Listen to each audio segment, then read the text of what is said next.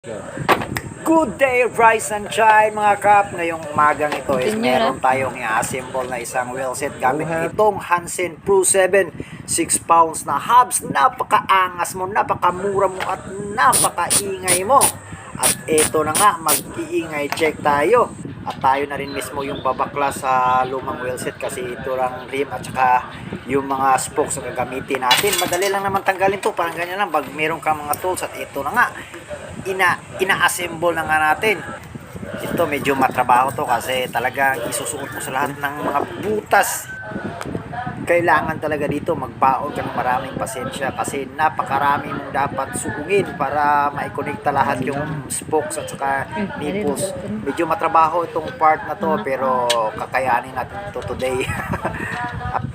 At ito na nga, medyo patapos na tayo. At i-flex ko na rin sa iyo yung ginawa nating DIY na aligner. At susubukan natin ito ngayon kung gagana ba. Ma-align ba natin itong wheel set na inassemble natin. Ito na nga, subukan natin.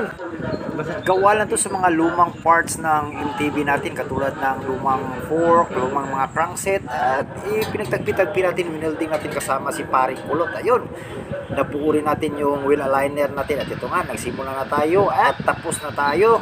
Subukan natin i-flex yung gawa natin kung pasado ba. Pwede na bang mag long ride? Ayun, napakaingay, napakaangas mo. Abay, dapat lang. Ito na nga, lalagyan na natin ng electrical tape kasi wala tayong available na rim tape. Pero huwag kayong mag-alala, subok. At garantisado na itong technique na ito. At ito na nga. Quick review tayo sa hub na ito. Masyado siyang matigas, malakas nga, maingay. Pero talagang, palagi ko hindi advisable to sa mga RD na mahihina yung spring kasi talagang trouble yung ihatin nito. At ito na nga yung ginamit natin Hansen Pro 7 6 pounds na hubs. And ride safe everyone. Hanggang sa muli. Paalam! Yuhu!